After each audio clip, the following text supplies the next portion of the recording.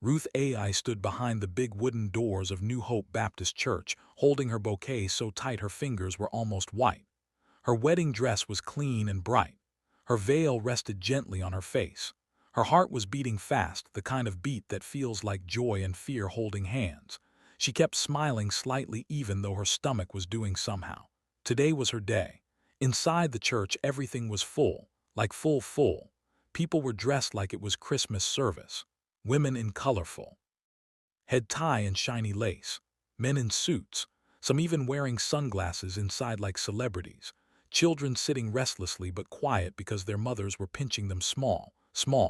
Phones were already out, not even hiding. Some people were recording the flowers, some were recording the aisle, some were doing selfie videos like, "Guys, we are live at Ruth Aya's wedding. This is big." Ruth heard it all from behind the door and it made her laugh and shake at the same time. Auntie Juliana Carter. Her loud, dramatic auntie was moving up and down like a police patrol. Auntie Juliana's gel was standing like a crown. Her lipstick was sharp, her eyes were even sharper. "Ruth," she called softly but strongly like she wanted to whisper but her spirit refused. Ruth turned. Auntie Juliana held her cheeks with both hands. "My baby, you are fine like money," she said, her voice thick with emotion. "See, as you feel fresh today, you will not cry. Oh, God forbid." Ruth smiled. "Auntie, I won't cry." Auntie Juliana nodded hard like she was signing agreement. "Good, because if anybody tries nonsense today, I will scatter the whole program. I don't care if it is the choir." Ruth laughed, nervous laughter. "Auntie, please." But even with the joking, Ruth's eyes kept shifting like her mind was checking something every second. Victor Ai, her groom, the man she was about to marry. Victor was the kind of man people liked to look at. Clean haircut, nice smile. Always looking neat and expensive, even when he wore simple clothes. He was ambitious, too. The type that talked about future like it was something he already held in his pocket. He had promised her. He had looked into her eyes last night and said, "Tomorrow is our beginning." So Ruth believed him. Pastor Emmanuel was near the altar already, adjusting his microphone and clearing his throat like a man preparing for battle. He was a gentle pastor, but today his eyes were moving around more than usual. Maybe because weddings in Nigeria can turn into a prayer point very fast. He glanced at his watch, then again. Then he looked toward the side door. Ruth couldn't see his face clearly, but she felt something shift in the air like a small cold wind passed through. Auntie Juliana noticed too.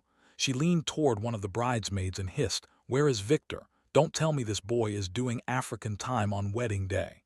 The bridesmaid forced a laugh. "Maybe he's just settling." Ruth swallowed. She told herself the same thing. Maybe he's just settling. Maybe he's coming. The organ music started softly like the church was ready to begin. Ruth breathed in and out. This was it. This was her dream. This was the moment she had waited for. She held her bouquet tighter. Her lips moved in a silent prayer. "God, please let today be good." 10 minutes passed. Nothing. The soft music in the church started sounding awkward now, like it was playing for nobody. Ruth was still behind the door, still smiling small, but her smile was beginning to shake at the corners. Auntie Juliana was now standing with her hands on her waist. "Where is this boy?" she muttered. Pastor Emmanuel checked his watch again. This time he sighed. The whispering inside the church began. At first it was small, then it grew. People were turning their necks. Some were standing to peep. Phones that were meant to record the bride now started recording the empty front. Ruth's chest started tightening. She tried to keep her face calm, but her eyes were starting to look wet. 20 minutes, still nothing. Auntie Juliana walked to the side and started calling somebody. "Hello, where are you people? Please, where is Victor I? Is he on his way or what?" She listened. Her face changed. She stepped away like she didn't want Ruth to hear, but Ruth heard her voice crack slightly. Ruth's heart jumped. She moved closer. "Auntie, what is it?" Auntie Juliana turned quickly. Nothing, he's coming." But her eyes were lying. Ruth looked past her and saw Victor's mother standing near the front row, Mrs. I. The woman's hands were shaking as she held her phone. Then the message entered again like something just landed on her screen. Mrs. I's mouth opened. Her hand flew to her lips. She looked like somebody who just seen death. Ruth's blood turned cold. She stepped forward, forgetting everything. "Ma, Mrs. I." The older woman looked at her and pity entered her eyes, that kind of pity that can destroy a person. Ruth's voice came out thin. What did he say? Mrs. I swallowed hard, her shoulders dropped. Then she whispered almost like she didn't want the words to live. My daughter Victor is not coming. Ruth froze for 1 second. She didn't breathe. It felt like the whole church tilted, like somebody removed the ground under her feet. What? Ruth whispered. Mrs. I's eyes filled with tears. He said he can't do it. He said he's not ready. Ruth's bouquet slipped from her hand and hit the floor gently, but the sound was loud in her head. The church erupted into noise. People gasped. Somebody shouted, "Ha!" Somebody else said, "Jesus." Ruth's knees suddenly became weak like rubber. She tried to hold herself. She couldn't. She fell right there in her wedding dress. Her veil slid down. Her body shook with shock first. Then the crying came like a flood, not small crying. The kind of crying that blocks your throat. Ruth held her chest, trying to breathe, trying to understand, trying to wake up from what felt like a bad dream, but it was real. Victor had left her on her wedding day in front of everybody. Auntie Juliana screamed like thunder. And Victor did what? Pastor Emmanuel stepped forward, his face pale. People were already raising their phones higher. Ruth was on the floor crying like her heart was breaking in her hands, and she couldn't stop it. Ruth was still on the floor. Her wedding dress spread around her like a white river. Her veil had slid to the side. Tears were rolling down her face like rain that refused to stop. Her chest was rising and falling like she was fighting to breathe. Inside the church, people did not even know how to behave again. At first there was silence. Then it broke like glass. Ah, God forbid. Is it true he didn't come? He left her just like that. People stood up, necks turned, mouths opened, and phones went higher. Some people were recording Ruth's tears like it was Nollywood. Some people were doing whisper video. Guys, this wedding. Taro, the groom, didn't show. See the bride on the floor. Ruth heard it. Even with her crying, she heard it. Every tiny word was entering her body like needle. Pity was flying around the church like smoke, and gossip too. One woman covered her mouth and said, "Chai, shame, this is wickedness." Another one hissed quietly, Maybe she did something. Men don't just run." That one entered Ruth's heart like a slap. She tried to stand, but her body refused. It was like her bones had turned to sand. She held her chest and cried harder, not because she wanted to perform, but because something inside her was tearing. Auntie Juliana Carter was no longer doing aunt again. She became full lion. She marched down the aisle like a soldier and pointed toward the entrance.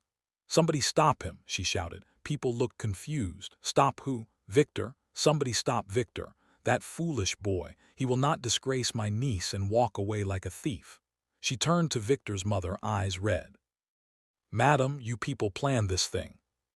"Abby," Mrs. Adji shook her head quickly, crying too. "No, I swear I didn't know." But Auntie Juliana was not hearing anything. She faced the congregation. "This is wickedness. This is evil in this kind of church, on this kind of altar." Pastor Emmanuel stood near the altar like a man who suddenly forgot all his Bible verses. His mouth opened, closed. He looked at Ruth, then looked at the crowd, then looked at the empty place where Victor should have stood. He whispered, "Jesus." Ruth tried to lift her head. All she saw was faces. Faces looking at her, some with pity, some with excitement, some with judgment. And she felt naked, not her body, her soul. Like everybody could see every hope she ever carried. She cried lash. Her chest would break. Her hands were trembling, her lips were shaking. And in that moment, Ruth wasn't even thinking about Victor again. She was thinking about one thing. How will I ever stand up from this shame? As the noise continued, something small happened on the side, something most people would normally ignore. Near the back corner of the church, close to the entrance, there was a man with a broom, Ben Uy. Everybody in that church knew him, not properly but by sight. He was the quiet cleaner, the one that swept every morning before service, the one who arranged chairs sometimes, the one that people walked past like he was part of the wall. Some even called him that beggar because when service ended, he would sit quietly outside and stretch his hand for small change. He never fought anybody, never begged with noise, just silent like a shadow. Today Ben had been sweeping too. He had been doing his normal work, head down, minding his business. But when Ruth fell and started crying, Ben's sweeping slowed. His eyes lifted. He watched, not like those people watching for entertainment. He watched. Lasha could feel it, like the pain was touching him too. Then suddenly Ben stopped. He dropped the broom. The broom fell gently on the floor, tap. Some people noticed. "Ern, who is that? Is that not cleaner?" Ben stepped forward, one step then another. The church was still noisy, but as people saw him moving, the noise started to reduce slowly because it was strange. A cleaner walking toward the altar during a wedding scandal. People started whispering again. "What is he doing? Why is cleaner coming to the altar? Maybe he wants to pray for her. No, see as he's walking like he has purpose." Someone laughed softly. "Maybe he wants to collect offerings too." But Ben did not look left or right. His face was calm. Not smiling, not angry, just steady. He walked down the aisle slowly. His clothes were simple and worn, clean but old. His slippers made a small sound on the floor as he moved. Ruth was still on the floor crying, but she sensed movement and lifted her head a little. Through her tears, she saw a man approaching. Not Victor, not Pastor Emmanuel, not Auntie Juliana. A man she had seen before but never really seen. Benoit, the quiet cleaner everybody ignored. He kept walking, and the whole church watched him like they didn't even know what to expect anymore, because in that moment the wedding had already died, so nobody knew what could rise from the ashes. Ben reached the front. He didn't rush. He didn't act like he was performing. He just walked like a man who had already made up his mind. Ruth was still on the floor, her eyes swollen, her face wet, her breath scattered. Auntie Juliana was still shouting somewhere behind, but her voice began to fade because people were now focusing on Ben. Pastor Emmanuel's hand was still on his Bible, but he looked like he forgot what page he opened. Ben stopped right in front of Ruth, not beside her, not behind her, not like somebody coming to help her up quickly and running away. He stood in front of her like he was shielding her from the whole church. The silence was growing.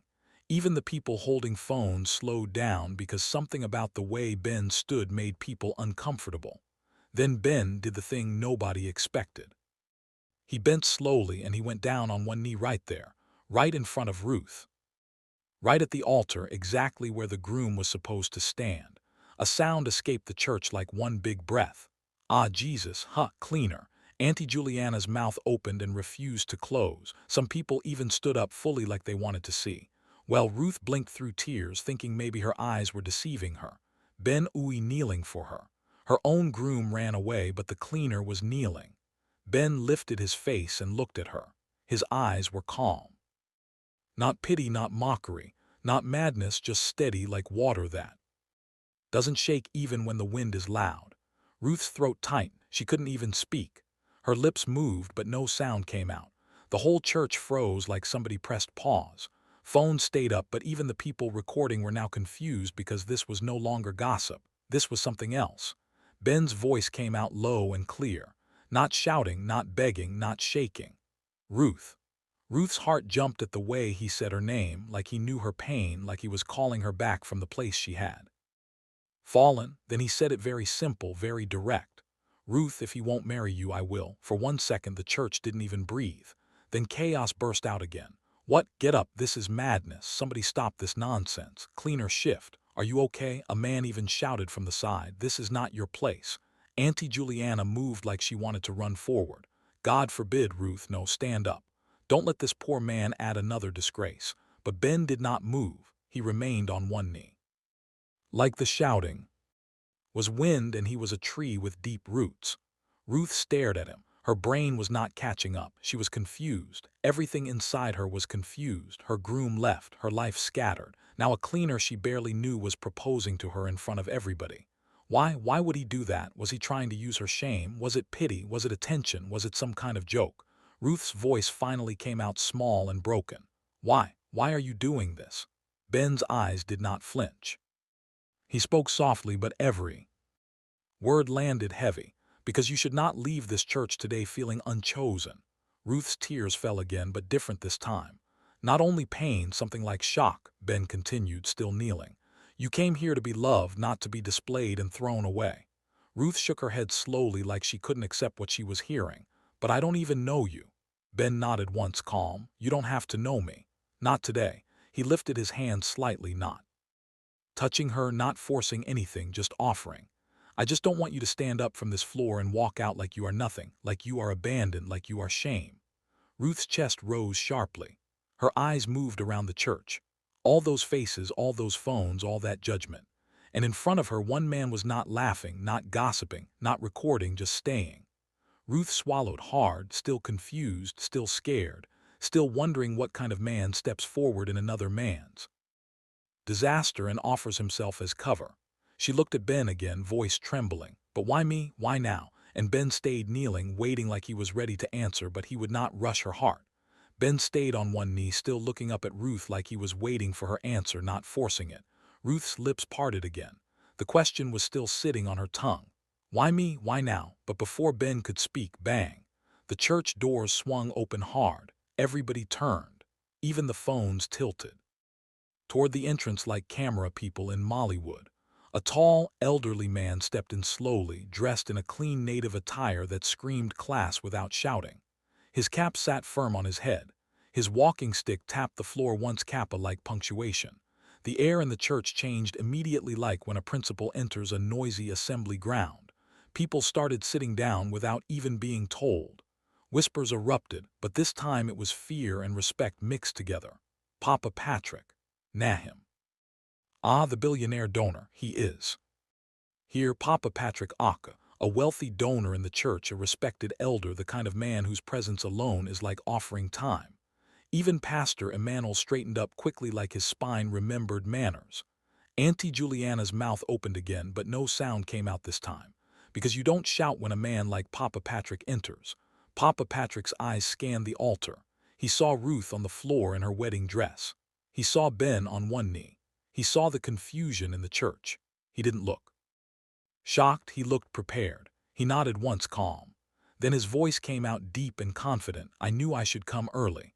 The church went so quiet you could hear somebody's phone vibrate. Papa Patrick walked forward slowly, not rushing, not apologizing for stepping into the moment.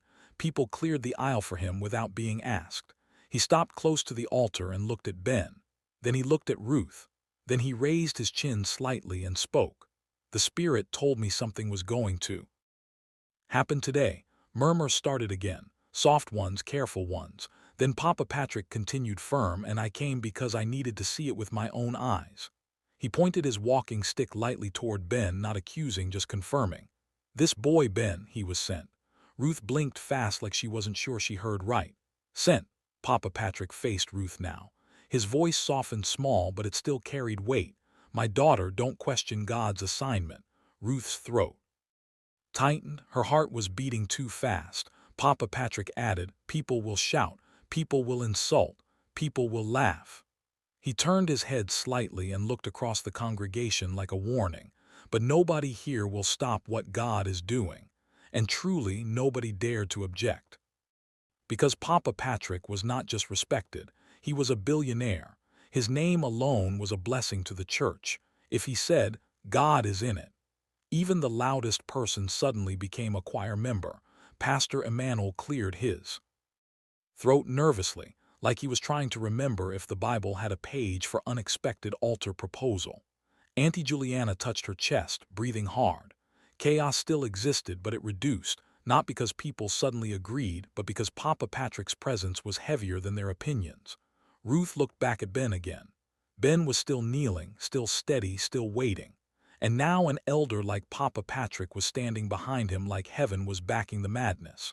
Ruth's mind was spinning, then a loud voice exploded from the back. Ruth. Victor Ai stormed into the church like a man possessed. Suit rumpled, tie loose, hair rough, face sweating, eyes wild with anger and regret. He looked like somebody that ran outside, argued, panicked, then remembered shame has consequences. When he saw Ruth in the wedding dress, his face softened for 1 second. Then he saw Ben on one knee.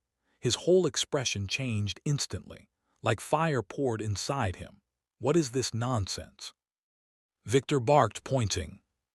Get away from her. He started marching down the aisle with aggression. Phones went up again, this time with excitement, because drama had returned. Auntie Juliana screamed, see him, see the fool. Victor didn't even look at her. He pushed forward. But as he reached close to the altar, someone stepped out and blocked him. A young man, broad shoulders, solid stance, eyes sharp. David Ock, Ben's younger brother. He positioned himself in front of Victor like a gate that doesn't beg. Victor stopped, breathing hard. Move, Victor snapped. David didn't. Victor tried to step around. David shifted with him, blocking him again. Victor's lips curled with disrespect. "Who are you?" David replied coldly. "I'm the one telling you to calm down," Victor scoffed. "I'm not calming anything down." Then Victor pointed at Ben with pure insult.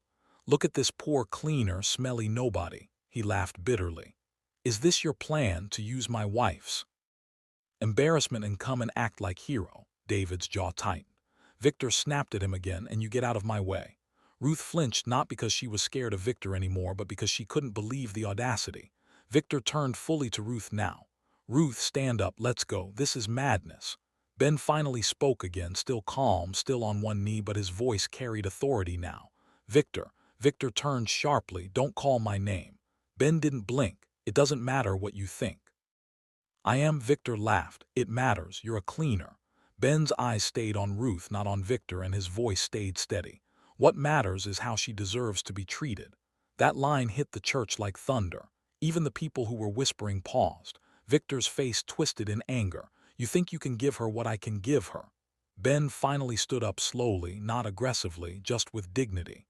And when he stood, he didn't stand like a poor man begging for chance. He stood like a man that already chose his position. He faced Victor calmly. "She deserves a man who doesn't run when it's time to stand." Victor's chest heaved. Ruth looked at Victor properly now. Messy, loud, disrespectful. The same man who ran away and still came back to control the story. And for the first time since she collapsed, Ruth's eyes hardened, not with hatred, with clarity. And she opened her mouth, ready to speak. Ruth's eyes stayed on Victor. That quiet clarity in her face made Victor panic, because for the first time, he wasn't looking at a bride begging. He was looking at a woman waking up. Victor swallowed hard and stepped closer, lowering his voice like they were suddenly alone. "Ruth, please let me talk to you." Ruth didn't move. Victor's eyes were wet now, but it didn't look like love. It looked like regret that people were watching. "I made a mistake." He rushed. "I was confused. I was under pressure. Please just give me 2 minutes. Let me explain." He stretched his hand toward her gown, like he wanted to hold her and make the whole thing look normal again. Ruth took one step back. Victor's voice cracked. "I didn't mean for it to happen like this." Ruth finally spoke, and her voice didn't shake this time. "No, Victor." Victor blinked. "Ruth," she cut him off sharp, "you don't get to talk now." The church went quiet again. Even the phone stopped moving for a second, like everybody wanted to catch every word. Ruth pointed at him lightly, not dramatic, just direct. "You humiliated me publicly." Victor opened his mouth. Ruth didn't allow him. "You left me here like rubbish in front of people, in front of my family, in front of God." Victor shook his head fast. "I swear it's not like that." Ruth's eyes flashed. "It is like that." Her voice rose slightly, not shouting but strong enough to cut through the air. "I stood here ready to spend my whole life with you, and you didn't even respect me enough to show your face." Victor's breathing became rough. He stepped forward again. "Ruth, please." Ruth raised her palm. "Stop." Then she said the line that finished him. "I was never your priority." Victor froze. Ruth continued slower, like she was making sure the words entered his bones. "I was your option." The church reacted with small gasps and murmurs. Victor's eyes widened like she slapped him. "No, Ruth, listen." Ruth nodded once, bitter. "You know the worst part." Victor whispered. "What?" Ruth's lips trembled, but she held herself. "You came back now because you saw another man stand for me." She turned her head slightly toward Ben, then back to Victor. "You didn't come back because you love me. You came back because you don't want to lose control." Victor's face broke. "Ruth, I beg you." He lowered himself slightly, as if he wanted to kneel, but it was too late. Ruth looked him straight in the eye and finished it. "You abandoned me at the altar, so don't come and pretend I'm still yours." Victor stood there stunned, like the church floor had shifted under him. And then slowly Ruth turned away from Victor. She turned toward Ben. Ben had not moved. He didn't rush her. He didn't smile like he won a competition. He just stood there calm, and then he gently stretched out his hand toward her, not grabbing, not forcing, just offering. Ruth stared at Ben's hand like it was a bridge. She wasn't sure if it would hold her weight. Her breath came out shaky. Then she looked up at Ben's face. Her voice broke. "Why did you do it?" Ben's eyes stayed soft. Ruth swallowed. Was it pity? Her eyes watered again. "Did I look like a charity case to you?" Her voice lowered, like, "Sorry, madam, take this help," kind of thing. Some people in the church started whispering again, but not gossip whispers. This time it was emotional whispers because they could feel it. Ruth was not trying to be proud. She was trying not to break completely. Ben shook his head slowly. No. Ruth's lips trembled. Ben stepped a little closer, still respectful, still giving space. Then he spoke deep and comforting. Nobody deserves to be abandoned like that. He looked at her dress, then back. To her eyes, that shame is not your portion, Ruth. Ruth's shoulders shook. Ben continued, voice gentle but firm. You didn't do anything to deserve that pain. You didn't come here to be laughed at. You came here to be loved. He paused. Then he added something that sounded simple but landed heavily. And even if the whole world chooses to look away, nobody should collapse alone. Ruth's eyes squeezed shut. A tear ran down her cheek. Ben's hand stayed open, not pushing, just waiting. Ruth opened her eyes again. Her body was trembling, but something in her face changed.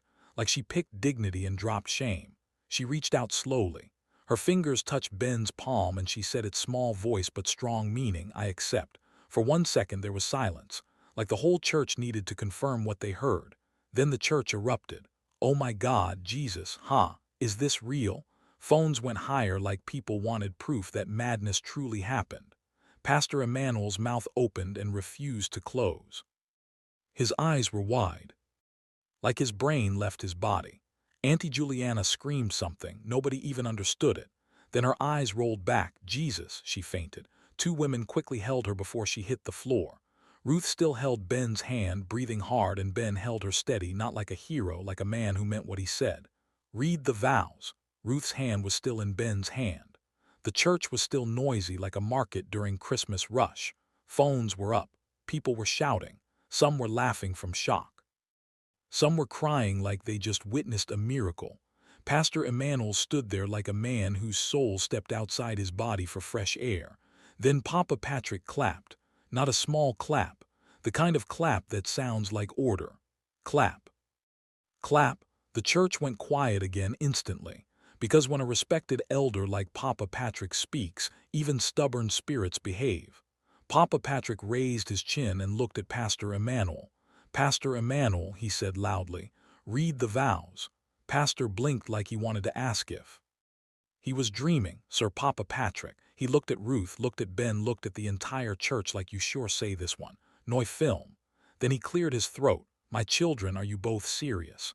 The question was not even for drama.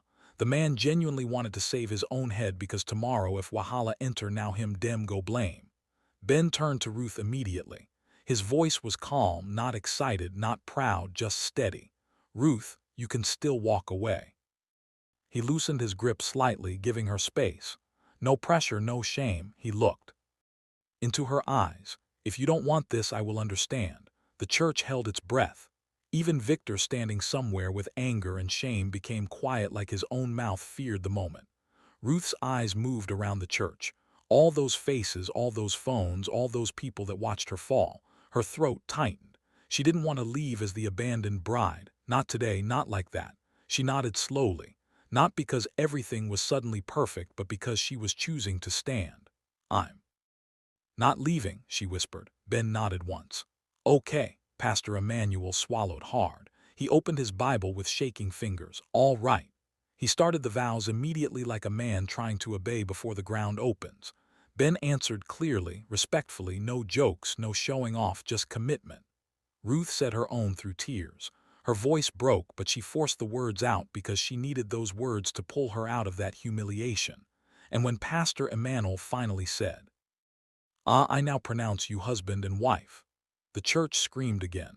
Papa Patrick lifted both hands. Praise God has done it. Shame is canceled. People started clapping wildly. Somebody shouted, now film. Ben turned to Ruth. He didn't grab her face. He didn't do anything dramatic. He simply leaned in and kissed her cheeks gently, respectfully. One side then the other, like a promise of safety, not romance. Ruth closed her eyes, her body still shaking, but she didn't pull away. Papa Patrick shouted again, God is wonderful. And the church exploded one more time. After the sudden vows, everything moved fast. People rushed forward to see more closely. Some were trying to take pictures with Ruth like she was trending already. Auntie Juliana was now sitting up again, fanning herself dramatically. Jesus, Ruth, this is not what I planned. Pastor Emmanuel was still looking stressed, like he would go home and take 2 paracetamol. Ben held Ruth's hand and gently guided her toward the exit. "Let's go," he said softly. Ruth nodded like a person walking inside a dream. As they stepped outside, the sun hit her face. The church compound was full. Guests poured out behind them like a flood, and then everybody saw it. A rusty old car parked by the side, not a wedding car, not even small nice car, just an old tired car that looked like it had suffered Logos traffic since 2003. Somebody gasped loudly. "Ah, see car." Another person laughed. "So this is the kind of car the bride will enter." Ruth froze, her eyes went to the car, then back to Ben. Ben sighed quietly. "I called a friend," he explained gently. "I borrowed it. It's the only one we could get quick." Ruth's cheeks burned. People were staring hard. A bride in white with a poor cleaner husband entering a rusty car. Phones came closer. Ruth felt her stomach twist. Shame tried to climb her throat again, but Ben opened the passenger door for her like she was entering a Rolls Royce. His voice was low. "Ruth, take your time." Ruth bent and entered. The seat was dusty. The smell was old car and heat. Her gown struggled with the door. She pulled it in slowly, hands shaking. Ben went to the driver's side and entered too. He started the car. It coughed like it didn't like the assignment. People outside were still staring. Some were even following small. Ruth sat stiff. Her mind was blank. Her heart was heavy. She felt numb, confused, ashamed, like she wanted to disappear. As they drove out of the church compound, Ruth finally whispered, voice shaking. Ben glanced at her quickly, then back to the road. "Yes." Ruth swallowed. "I don't know what I just did." Ben slowed his voice, gentle like he was talking to someone about to faint. "You're safe." Ruth's eyes filled again, but everyone. Ben interrupted softly. "Let them look." He kept driving, steady hands. "Today you stood up from the ground." He nodded once like he meant it.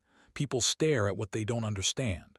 Tomorrow they'll move to another matter." Ruth's breathing was shaky. Ben added quieter. "You're not a joke, Ruth. You're not a shame. You're a human being and you deserve peace." Ruth stared at him, her chest still hurting. But his voice was doing something small inside her, like putting a blanket over a wound. The old car moved forward into the Lagos road, and Ruth, still in her white gown, sat beside a man she barely knew, going into a life she never planned. The old car kept rolling forward, swallowing distance between Ruth and the church she left behind. Traffic noise filled the air, honking and shouting the usual Largo soundtrack, but inside the car it felt like another world. Ruth stared out the window without really seeing anything. Ben drove with calm focus, hands steady on the steering wheel. After a while he spoke gently, "We're almost there." Ruth didn't answer. She only nodded once, small and tired. They turned into a quieter street. Not fancy, not dangerous, just ordinary. The kind of place people come home to, lock their gate and mind their business. Ben parked in front of a modest block of flats. Paint slightly faded, but the compound looked clean. A few slippers outside some doors, a small generator somewhere humming like it was tired of life. Ben came down first and opened Ruth's door. "Take your time," he said. Ruth stepped out slowly, lifting her dress. Her white gown looked strange against the everyday environment, like a wedding had accidentally dropped into normal life. A woman on a balcony glanced and whispered to someone inside. Ruth's body tensed. Ben noticed. He didn't rush her. He simply walked beside her, close enough to feel safe, not close enough to suffocate her. They climbed the stairs, second floor. Ben brought out his key and opened his door. Ruth stepped in and she paused. The apartment was small but neat. Not the kind of place rich people post online, but it was clean. The floor was swept. A simple couch, a small center table, curtains that looked old but washed, a shelf with a few books, a small dining table with 2 chairs that didn't match. Nothing fancy, nothing chaotic, just calm. Ruth's shoulders dropped slightly, like her body finally allowed itself to breathe. Ben placed her small bag carefully on the chair. "This is it," he said quietly. "It's not much."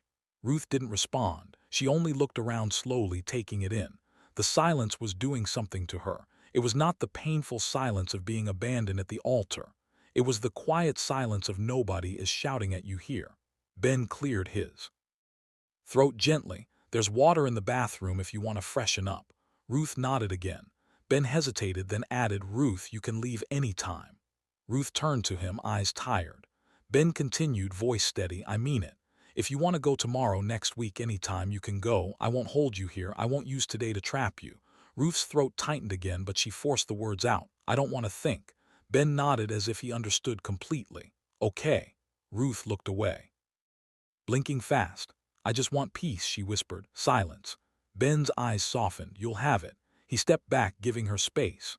Ruth walked toward the small bedroom door he pointed to. Her dress brushed the floor. Her steps were slow, heavy, like she had carried a whole crowd on her head all day.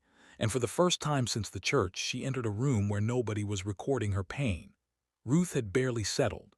She had only changed into a simple wrapper Ben offered her, washed her face, and sat on the edge of the bed like a woman still waiting for her mind to return. Then she heard it, a loud knock, not normal knocking, the kind of knocking that comes with anger. Bang, bang, bang. Ben was in the living room. He stood up immediately, alert. The knocking came again. Open this door. Ben's jaw tightened slightly. He walked to the door, and before he could even touch the handle, the voice continued, Ben, I know you're inside. Ruth's heart jumped. She stood, wrapper tight around her body, suddenly afraid again.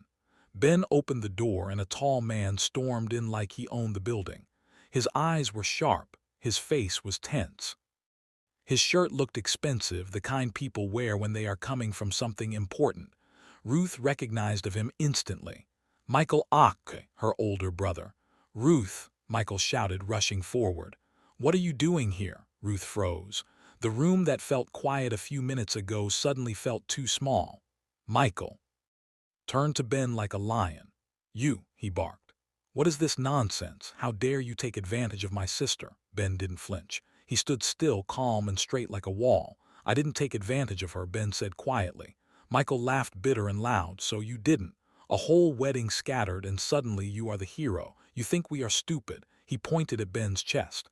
You saw her at her weakest and you grabbed your opportunity. Ruth tried to speak, but her voice didn't come out. Michael's anger was loud enough for all of them.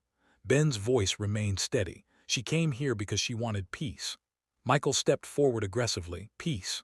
Don't use sweet words to cover nonsense. Ruth is not your charity project. He looked at Ruth. Ruth, come now. Ruth swallowed hard. Her eyes moved between Ben and Michael. Michael softened his tone slightly, but it still carried command. Come home. We will handle this. We will fix it. Ruth's chest tightened.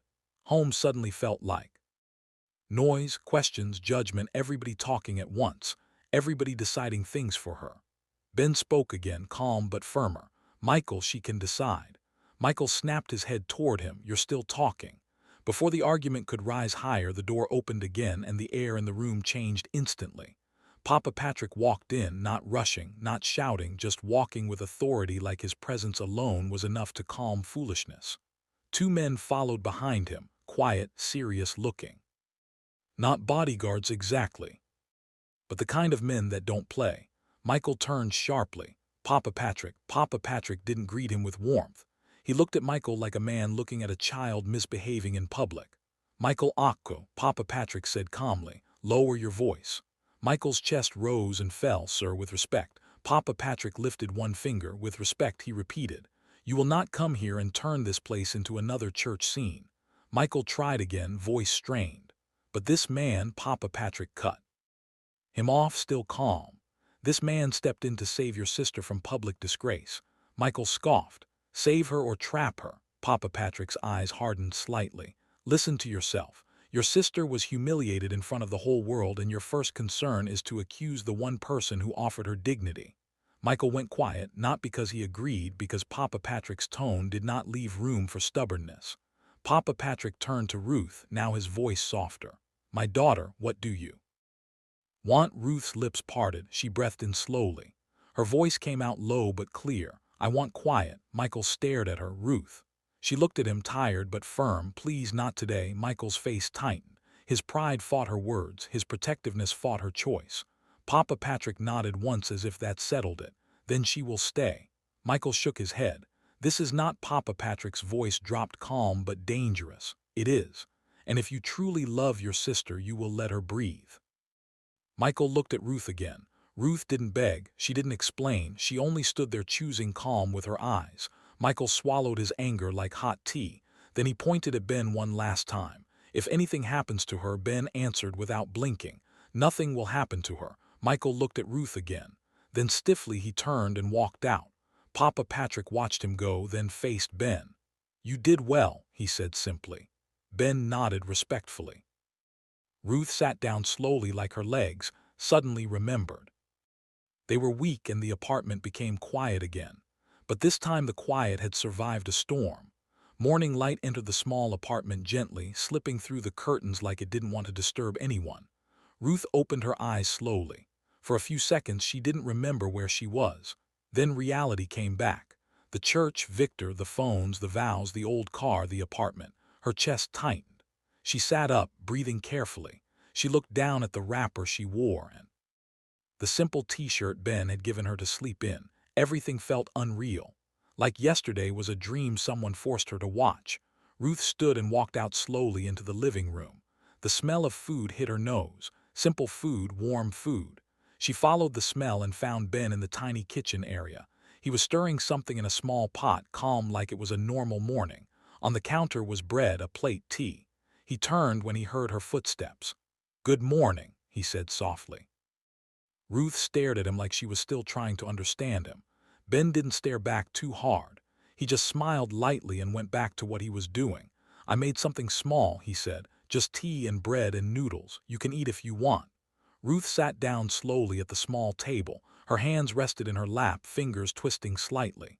Ben brought the plate and set it in front of her gently as she might break. Ruth watched him. "How are you behaving like this?" she finally asked, voice low. Ben looked at her. "What do you mean?" Ruth's eyes narrowed, not with anger but confusion. "You are too calm, too kind." Ben gave a small smile. Ruth continued, words coming out faster now. "Why are you like this with me? You don't even know me. People are not normally this soft." Ben sat opposite her, not too close. He rested his elbows lightly on the table. Ruth's voice dropped. "Is this how you are with strangers?" Ben smiled again, a little wider this time. "Yes." Ruth blinked. "That's not normal."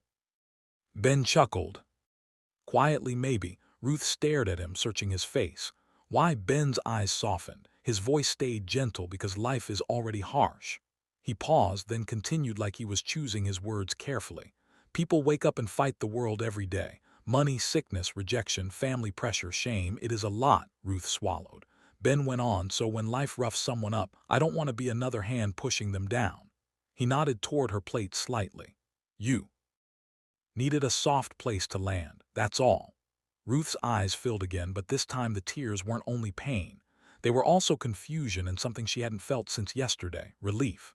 She lowered her gaze to the food. Her voice came out small, "Thank you." Ben didn't make it big, he simply nodded and said, "Eat first." And Ruth, still shaking inside, still unsure of everything, picked up the bread slowly and took her first quiet bite in a long, long time. Ruth chewed slowly, still trying to calm her mind. Ben's words, "Life is already harsh," kept echoing in her head like a soft song. She lifted her teacup, took a sip, then placed it down. For the first time since yesterday, her breathing felt normal. Then a knock came, not the violent knocking from last night. This one was controlled, sharp, professional. Ben's eyes changed immediately. Just for a second, like a man who had been resting but suddenly remembered something heavy. He stood up. "I'll get it," he said, voice calm. Ruth watched him walk to the door. Ben opened it slightly. Two men stood outside, both in suits, clean shoes, earpieces. The kind of men who looked like they came from air-conditioned offices, not this small compound. One of them spoke first, low and respectful. "Good morning, sir." Ben stepped out into the corridor and pulled the door almost shut behind him, but not fully. Ruth could still hear bits and pieces. The second man spoke now. "Mr. Ake, we've been calling. The board is all ready." Waiting, Ruth froze. "Mr. Ock." Her hand tightened around her cup. The first man continued, voice urgent but controlled. "Ake Holdings needs you. There's a hostile move on the table. If you don't join the call now, they will push it through." Ben's voice came firm and quick. "Not here." A pause. Then the first man again. "It's the acquisition, sir. They're trying to force it. Your signature." Ben cut him off. "I said not here." Ruth's heart began to beat fast. She leaned forward without meaning to, trying to catch more. The second man lowered his voice. "Caleb Daniels, head of operations. I'm only here because this is serious." Ben sounded like a door closing. "Caleb, leave." Caleb tried again, softer, sir. If you don't act now, we lose control. Ben's tone stayed cold. Then we lose it. Go. Silence. Ruth held her breath. Then she heard footsteps moving away. Ben opened the door and stepped back inside like nothing happened, but Ruth's eyes were already different. They were not soft anymore. They were sharp. Ben turned toward her. Ruth, she didn't answer, because in her head one sentence kept repeating like an alarm. Mr. Uy, board, acquisition, hostile move. Ak Holdings. This man was not who he said he was, and the comfort she just started trusting suddenly felt like a trap. Ben walked closer. You heard something. Ruth stood up slowly, pushing the chair back. Her voice came out low. Who are you? Ben didn't panic, but his eyes looked heavy like he had been waiting for this moment. Ruth, he said gently, please. Ruth shook her head. No, don't please me. Ben swallowed. It's complicated. Ruth laughed once, bitter and short. Complicated. Ben stepped closer. I was going to explain, just not like this. Ruth's face tight. So you planned to explain when it was convenient for you. Ben's voice dropped. I didn't want to add more confusion to what you were already going through. Ruth pointed at him, her hands shaking. Ben, comfort is not trust. Ben's eyes softened. I know. Ruth's voice rose slightly. You made me feel safe. You told me I could leave any time. You cooked for me. You spoke like you cared. She paused, breathing hard, but you also lied. Ben's jaw tightened. I didn't lie about caring. Ruth blinked fast, fighting tears, but you lied about who you are. Ben took a slow breath. I can't explain everything yet. Ruth stared at him like she was seeing him for the first time. And why not? Because you think I can't handle it, or because you're hiding something worse? Ben's voice came out pained, because explaining it now will put you in a bigger mess. Ruth stepped back, so I'm already in your mess.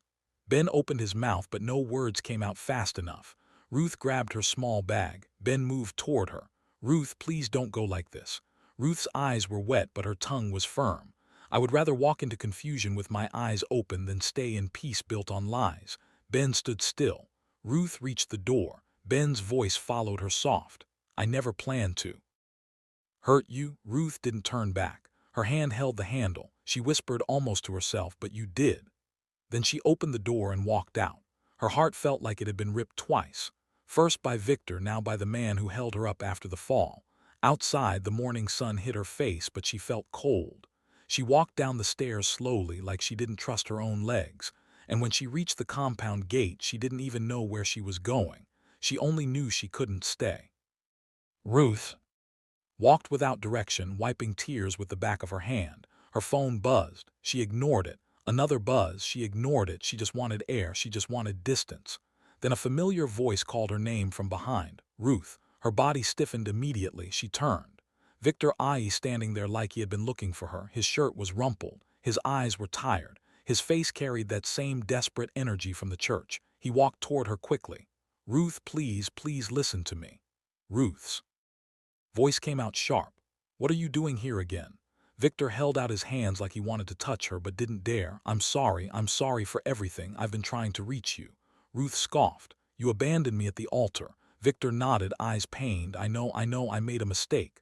Ruth stepped back. A mistake is forgetting your keys, not humiliating someone in front of a whole church. Victor's face hardened a bit, like frustration was mixing with regret. And now you're with that lowlife. Cleaner. Ruth's eyes flashed. Don't you dare. Victor blinked. Ruth, she cut him off. You don't get to insult Ben. Victor laughed bitterly, so you don't even know what he is. Ruth, you deserve more than. Ruth stepped closer, voice low and dangerous. You left me. You broke me in public. You don't get to come back now and start talking about what I deserve. Victor swallowed. I'm trying to save you. Ruth narrowed her eyes. Save me from what? From the shame you created. Victor opened his mouth, then stopped, because a car door clicked behind him. Ruth's eyes shifted. A black car was parked a few steps away, tinted windows, classy, quiet. Then someone stepped out slowly like she was stepping out of a movie. A woman, well-dressed, clean, controlled. She wore confidence like perfume. Her hair was neatly styled. Her makeup was soft but expensive. Her eyes looked calm but not friendly. She adjusted her handbag and walked forward. Victor stiffened slightly as if he suddenly remembered he wasn't alone. The woman smiled at Ruth, polite and sweet. Hello, Ruth. Ruth stared. She knew that face. She had seen her around Victor before. Victor always said the same thing. She's just a friend. The woman extended her hand like she was doing charity. "I'm Linda Adji." Ruth didn't shake her hand. Victor's jaw tightened. Linda's smile stayed. She spoke gently, but her tone carried control. "Victor is upset. He hasn't been himself. I told him to come and apologize properly." Ruth watched her closely. Something about Linda's voice felt like she was not helping. She was managing. Ruth looked at Victor. Victor looked away. Ruth's stomach tightened because Linda didn't speak like someone who came to support a friend. She spoke like someone who owned the situation, owned Victor. Ruth's voice came out slow. "So you came with him?" Linda smiled again. "Yes." Ruth's eyes moved between them. Victor had always insisted Linda was nothing, yet here she was arriving like a partner, not a friend. Linda turned slightly to Victor, her voice still sweet. "Victor, calm down." Victor obeyed immediately like her words were a remote control. Ruth's chest rose and fell. She stared at Victor again. And in that moment Ruth knew something clearly. Victor did not run alone. Someone was behind him. Someone was controlling the story. And Linda AJ's smile looked like the beginning of another fight Ruth never asked for. Ruth stood there for a moment, staring at Linda's calm something clearly. Victor did not run alone. Someone was behind him. Someone was controlling the story. And Linda Ajay's smile looked like the beginning of another fight Ruth never asked for. Ruth stood there for a moment, staring at Linda's calm smile. Then she turned and walked away. Victor called her name once, twice. She did not answer. She walked until the road became quiet, until the noise in her head became the loudest thing around her. By the time she got home, her legs were tired, her eyes were swollen, and her chest felt tight like someone tied rope around it. She pushed open the door and entered her small sitting room. Her phone buzzed again. This time she looked, a message from a number she didn't know. "Congratulations, sis. You done marry Billionaire." Oh, Ruth frowned. Her fingers shook as she opened Instagram.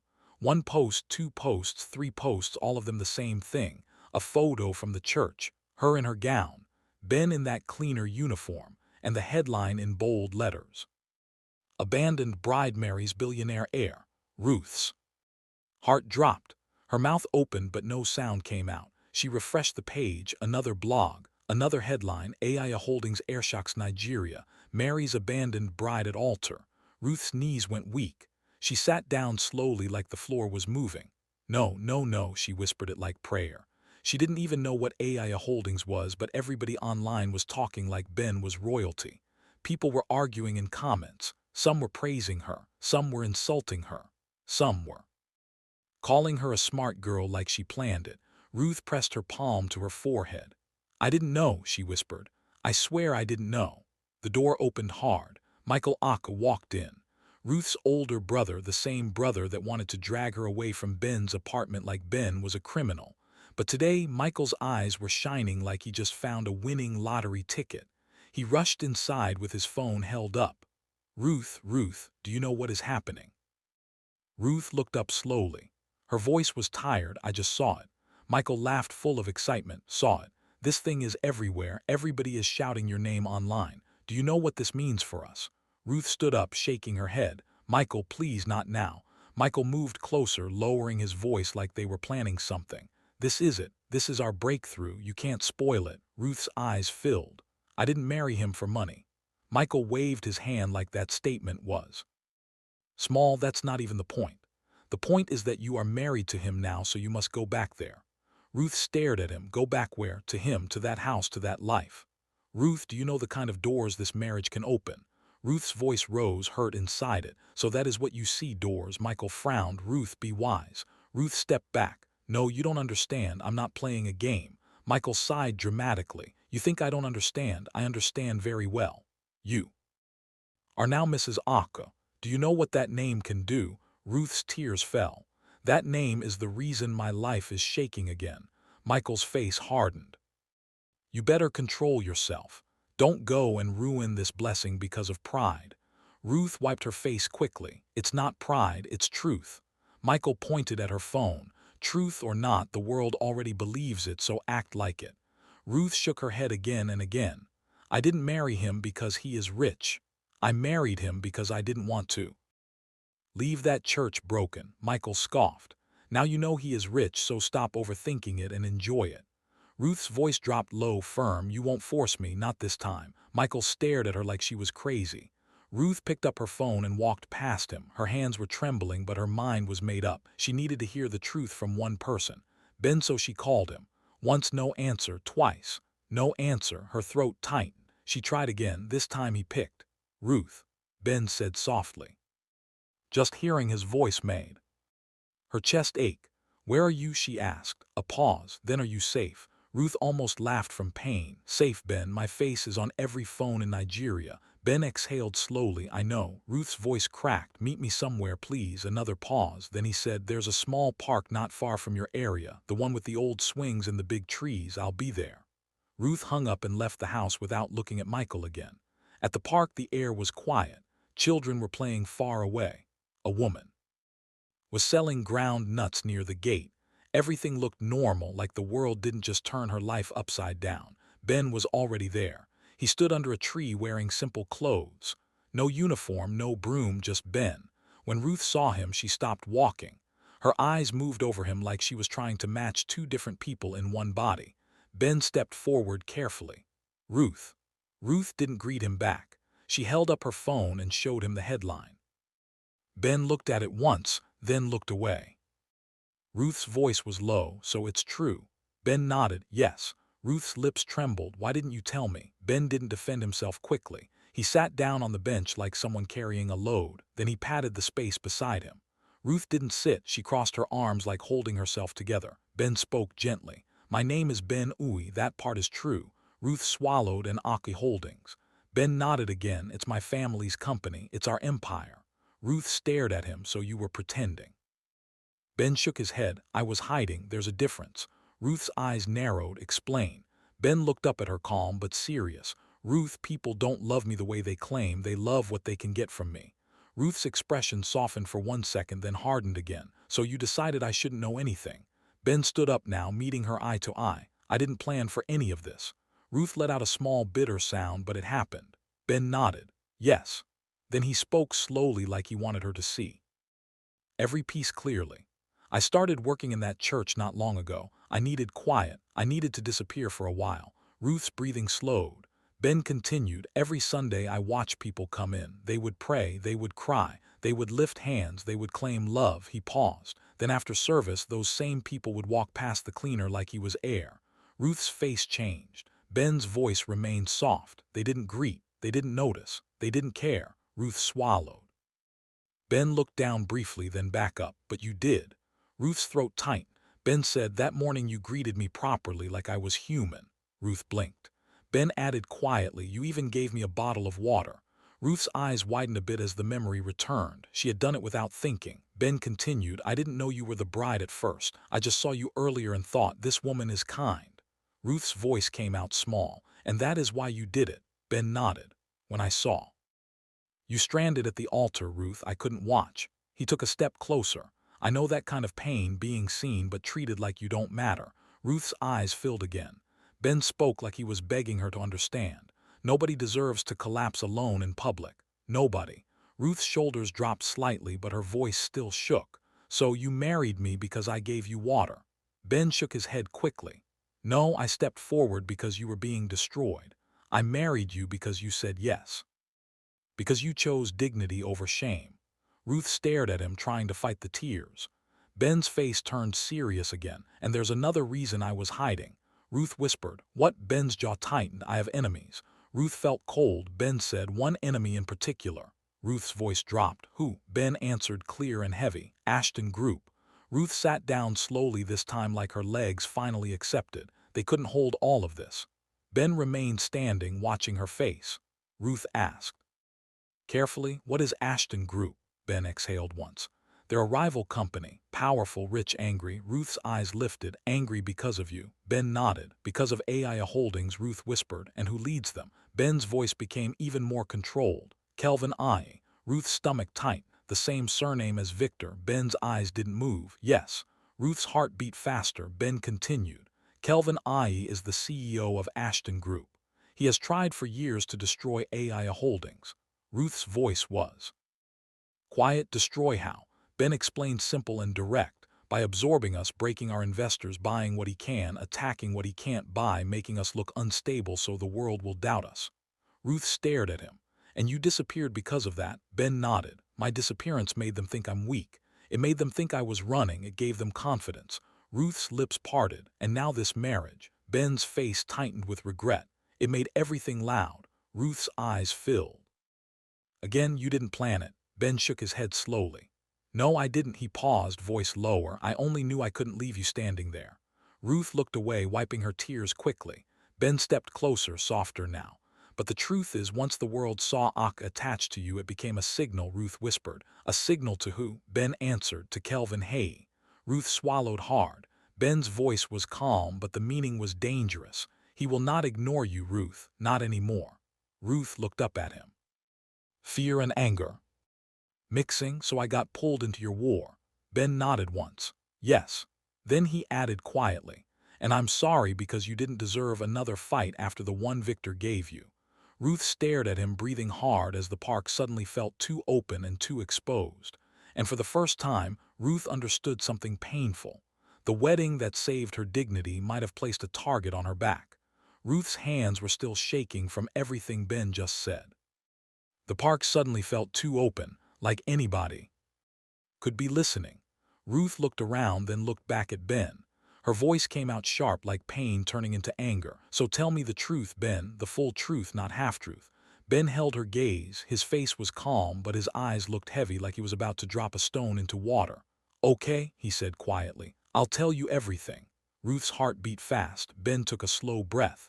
Victor is connected to Kelvin I.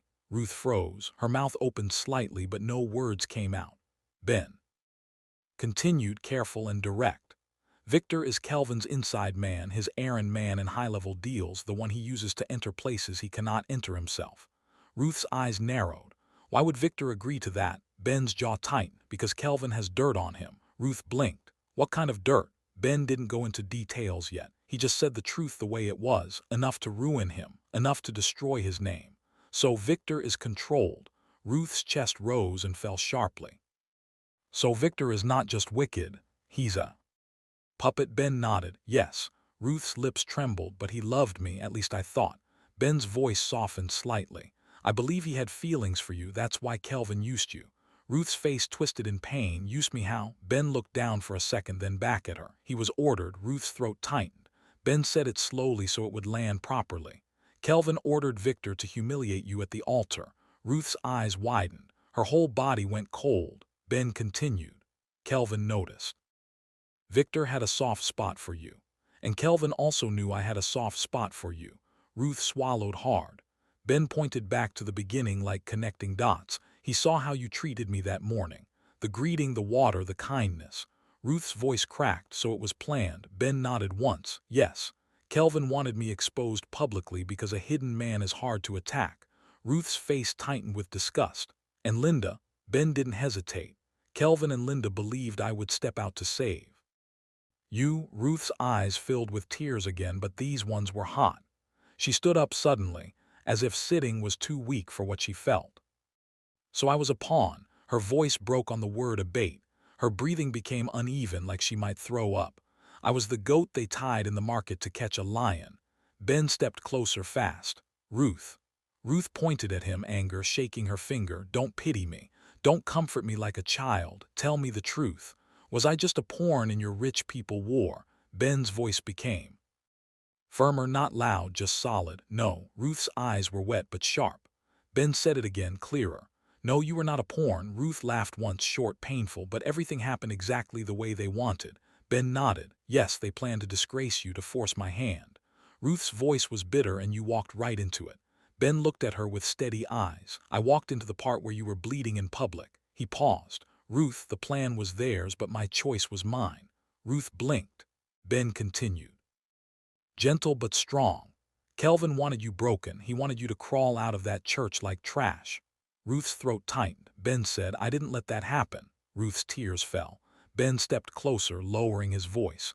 You didn't deserve what Victor did. You didn't deserve what Kelvin planned, and you didn't deserve to be used. He shook his head slowly. But you were not a pawn to me. You were a human being I refused to watch collapse. Ruth covered her mouth with her hand. She turned away, breathing hard. Ben waited. Then Ruth whispered, almost like she was asking the air. "So what now?" Ben answered quietly. "Now we take your life back from their hands." Ben didn't waste time. He didn't want Ruth staying in the open.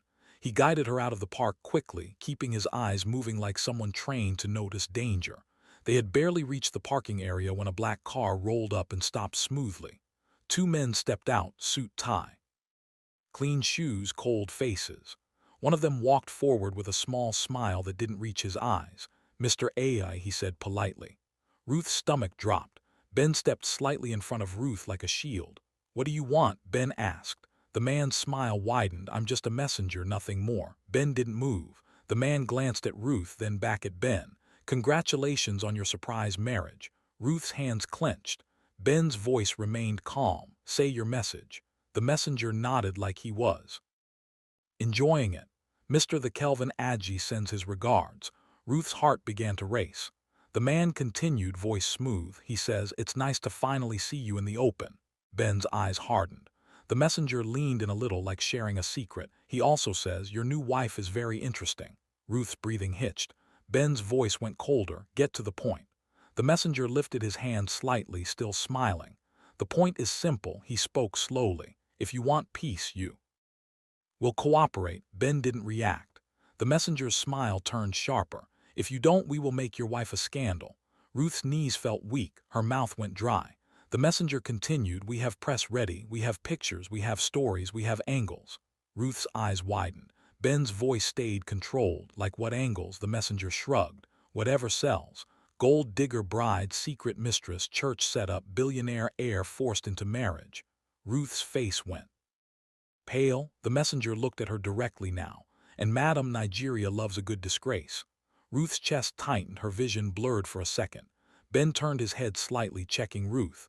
Then he looked back at the messenger. "You're done." The messenger smiled. "For today." Ben nodded once. "Tell Kelvin this. He can't scare me with noise." The messenger chuckled softly. "This is not noise, sir. This is warning." He stepped back. "But don't worry, we will be in touch." He returned to the car. Door shut. The car drove off as if nothing happened. Ruth stood there frozen, then her breath broke. She started shaking badly. Ben," her voice sounded like she was drowning. Ben held her shoulders gently but firmly. "Look at me," he said. Ruth tried to focus. Ben's tone was calm, steady, not panicked. "You're safe." Ruth's eyes were wet with fear. "They are going to destroy me." Ben shook his head. "No, they will try, but they won't." Ruth swallowed. Ben added, "From this moment, we tighten everything." He pulled out his phone and made one quick call. His voice turned sharp and professional. "Bring the car around now and call the security team. Full cover." Ruth stared at him. This was not the quiet cleaner anymore. This was a man who had fought wars before. Ben ended the call and looked at her again. "I'm sorry you met my enemy this way," he said softly. Ruth's lips trembled. Ben said, "But I promise you, he will not touch you." That evening, Ruth couldn't rest. Even inside Ben's place, every small sound made her flinch. A knock, a car horn outside, a footstep on the stairs. Her mind kept replaying the church. Victor's absence, the humiliation, the headlines, now this threat. She sat on the edge of the bed, hands locked together. Ben stood near the window, watching outside like a guard. Ruth finally spoke. "Ben, I need space." Ben turned slowly. His eyes were gentle. "Okay." Ruth looked up surprised. No argument, no control, no pride, just okay. Ben asked, "Where will you feel safe?" Ruth hesitated. "I don't know. Somewhere neutral, somewhere I can breathe." Ben nodded. "I'll take you to a good hotel. Clean, quiet, secure." Ruth's heart beat fast. "And you?" Ben's voice stayed calm. "I'll stay close." Ruth swallowed. They drove in silence. The city lights passed them like blurred lines. When they got to the hotel, it was neat and bright. Security at the entrance. Cameras, a calm lobby. Ben got down first, opened her door gently. He walked her inside, handled the check-in quickly, then escorted her to the room. At the door, Ruth paused. Ben said softly, "I'll stay outside until you enter and lock the door." Ruth stared at him. "You'll stay outside." Ben nodded. "You asked for space. I'm giving it." Ruth's throat tightened. She opened the door, entered, and turned back. Ben was still standing there, calm like a wall. Ruth whispered, "Ben." Ben's eyes lifted to hers. "Yes." Ruth wanted to say something. "Thank you. Sorry, I'm scared. Don't leave." But the words didn't come out. She just nodded slowly. Ben nodded back. Lock the door, he said gently, and call me if you need anything, even if it's just to hear a human voice. Ruth's eyes burned. She locked the door. She leaned back against it, breathing hard. Then she slid down slowly to the floor. The room was quiet, too quiet. And that was when the truth hit her in a different way. Not the headlines, not Kelvin, not Linda, not Victor. Another truth, one she didn't want. She was starting to fall for Ben. Not because he was rich, but because he was safe. Because he didn't use her fear to control her. Because he gave her dignity even when she was broken. Ruth pressed her hand to her chest, and that scared her more than Kelvin's threats. Because how do you protect your heart when the person you're falling for is the reason danger found you in the first place? Ruth was still on the floor by the hotel door when her phone buzzed. She wiped her face quickly and stood up, trying to look normal, even though her eyes were swollen. Another buzz, a message from Ben. Someone will come to check on you, please don't panic. Ruth's heart beat faster. A few minutes later there was a soft knock. She hesitated, then checked the peephole. A man in a neat suit stood outside, calm and respectful, hands visible. "Madame Ruth?" he asked gently through the door. Ruth unlocked it slowly but kept the chain on. "Yes, my name is Caleb Daniels," he said. "I work with Mr. Benoit."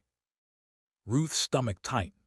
Caleb spoke in a low voice like someone who understood fear. "I came to warn you. This hotel is too public." Ruth swallowed. Caleb continued. "Reporters are already sniffing around. Ashton people, too. They always move like flies. They pretend they are guests, staff, anybody." Ruth's hands started shaking again. Caleb noticed. He softened his tone even more. "Mr. Ben hasn't slept," he said. "He's been outside watching, planning, worried." Ruth looked down. Caleb added quickly, "But he won't pressure you. He told me to tell you that clearly. Your space still matters." Ruth felt a twist in her chest because that was Ben. Even when he was suffering, he still didn't want to trap her. Ruth's voice came out small. "So what do I do?" Caleb paused. "I can't command you," he said, "but I can tell you the truth. If you stay here, you'll be found. Not because you're weak, because this place is loud." He offered her a small card. "If you choose to leave, call this number. A car will come quietly." Ruth took the card with trembling fingers. Caleb stepped back. "One more thing," he said. Ruth looked up. Caleb's eyes were serious. "Ashton is not playing. They want to break him, and they will use you to do it because you are the only soft spot they can touch." Ruth's throat tightened. Caleb nodded once, then left the hallway calmly as if nothing happened. Ruth closed the door and leaned on it. She felt torn in two. Part of her wanted to run far away from all of this, and part of her wanted to go to Ben right now, just to stop him from standing alone in the dark like a guard dog that never rests. Ruth had barely sat down when the next knock came. This one was louder, harder. Annoyed, she checked the peephole again and her stomach dropped. Michael, her older brother. Ruth opened the door a little. "Michael, how did you?" Michael pushed past her like the room belonged to him. Ruth's eyes widened. "Michael, what are you doing?" Michael looked around the hotel room with disgust. "So this is where you're hiding," he said, enjoying billionaire treatment. Ruth's chest tightened. "Leave," she said. Michael laughed. "Leave? Are you mad? Do you know what you've done to this family's name? Do you know what people are saying?" Ruth's eyes narrowed. "You came here for my feelings, or you came here for money?" Michael's face changed. He stepped closer. "Listen to me. Hold that billionaire. Hold him tight. This is your chance. Don't behave like a goat with no sense." Ruth's hands clenched. Michael continued, voice rising. "You will not lose this thing. You will not spoil it for us. Do you hear me? For once in your life, do something useful." Ruth's breathing became shallow. She stared at him and something inside her finally snapped. She pointed at him, shaking. "Useful." Michael blinked. Ruth's voice rose clear and angry. "Do you know what I have done for you?" Michael scoffed. Ruth stepped closer now, not afraid. "I paid your school fees when you were stuck. I covered rent when you lost your job. Carried shame in silence so you could stand tall outside. I swallowed my pain and smiled at family meetings so nobody would know how tired I was." Michael's eyes shifted. Ruth's voice broke slightly, but she didn't stop. "And now you come here into my room after I was disgraced in front of the whole world, and you are telling me to hold a billionaire." Michael opened his mouth. Ruth cut him off. "No." She took a step forward. "I am not your investment." Michael's face tightened. "You're being stupid." Ruth laughed bitterly. "No, Michael, I'm finally being free."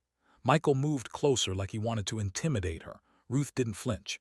If you love money more than your sister, then you don't deserve access to me, Michael hissed. So you'll throw away this blessing. Ruth's eyes flashed. Stop calling everything blessing when your heart is greedy. She grabbed her bag. Michael stared. Where are you going? Ruth's voice was firm. Somewhere I can breathe. She walked past him. Michael tried to grab her wrist. Ruth pulled away fast. Touch me again and you'll regret it, she said. Michael froze. Ruth walked out. In the lobby, Ben's vehicle was already waiting quietly like it had been watching her heart from a distance. The door opened. Ben was inside. His eyes lifted to her immediately. No pressure, no questions, just concern. Ruth got in shaking. Ben's voice was low. Are you okay? Ruth swallowed hard. Ben, her voice cracked. Take me somewhere I can breathe. Ben didn't ask where. He just nodded once and told the driver, go. They drove far from noise, far from cameras, far from people who like to shout online like they knew your life.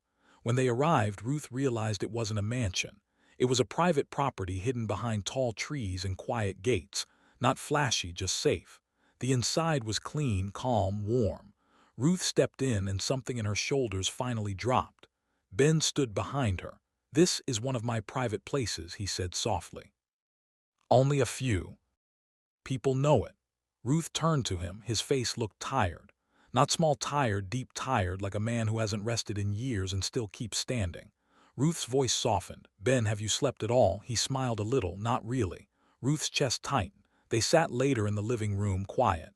No phones screaming, no people recording, just two humans trying to breathe.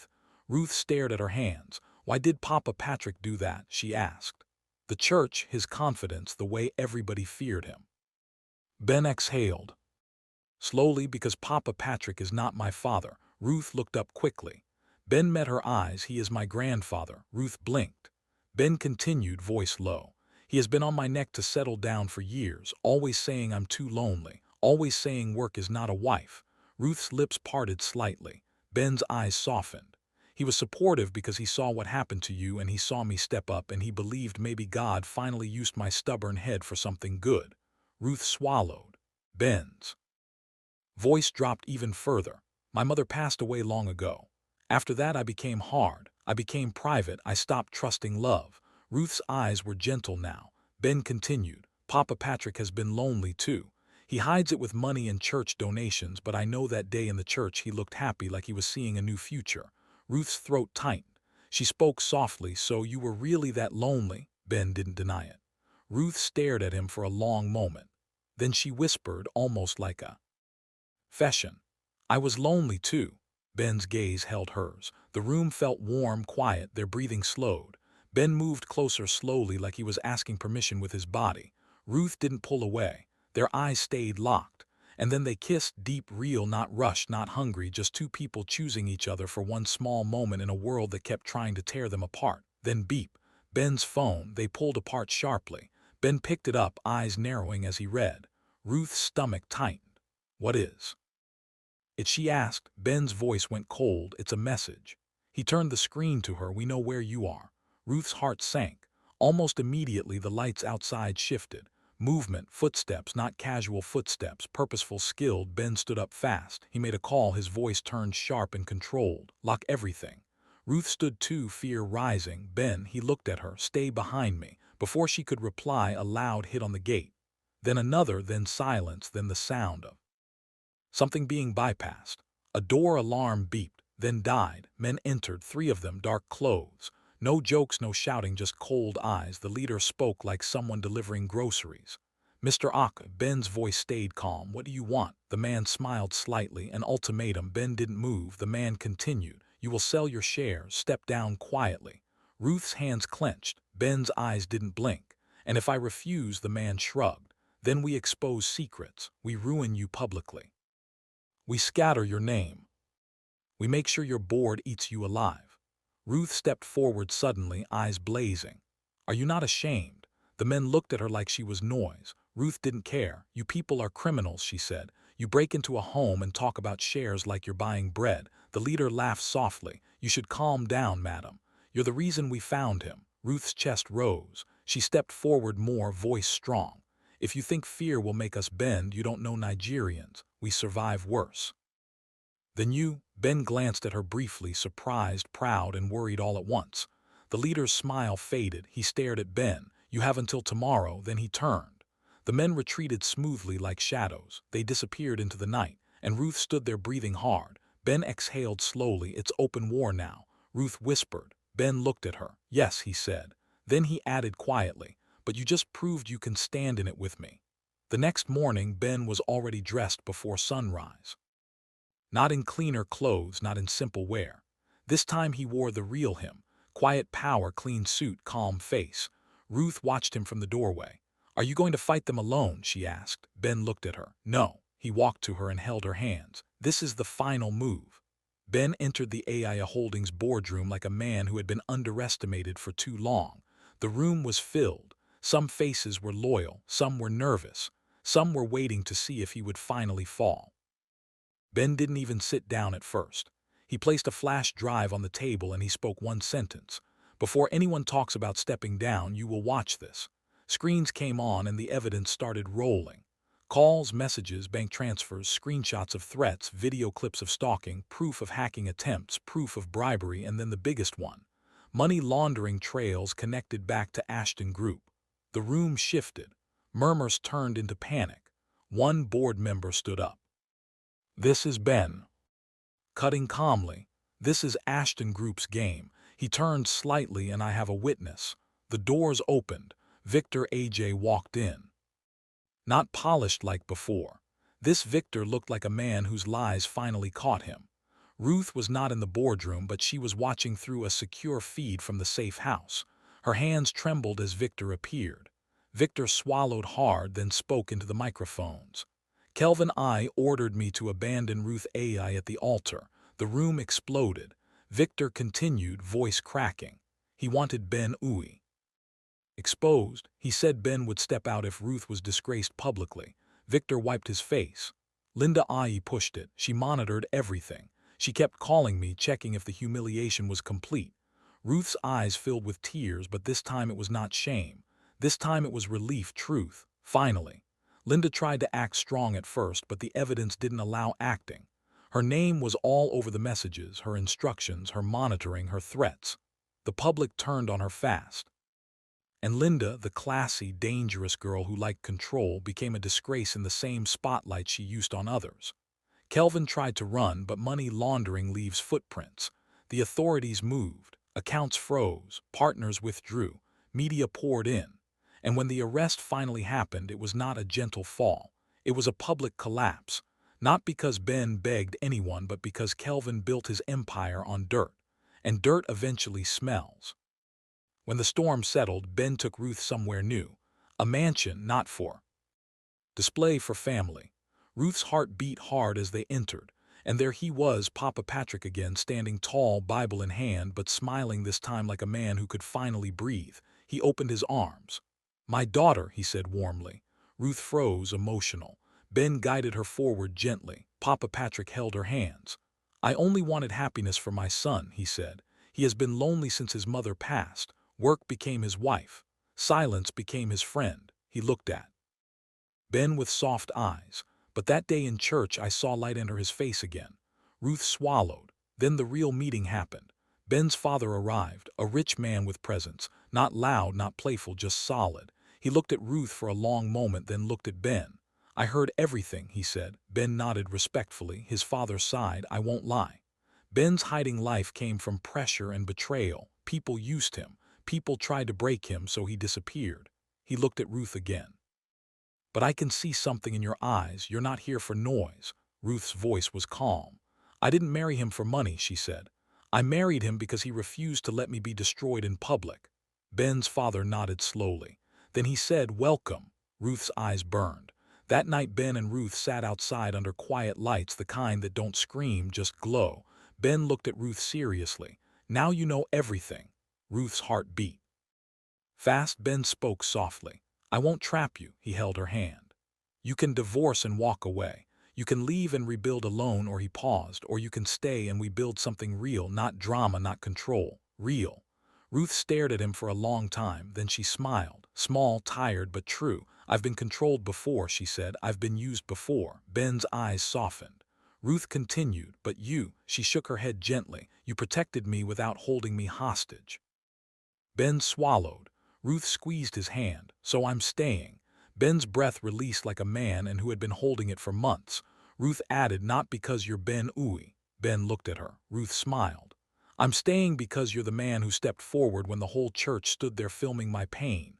Ben's eyes shone. He leaned in and kissed her, this time on the lips, slow and respectful like a promise. And for the first time since the wedding day, Ruth didn't feel like an abandoned bride. She felt chosen. Not by noise, not by money, by love that showed up when it mattered. The threats ended. The war finished. And their new life began quietly. The best way a real life starts.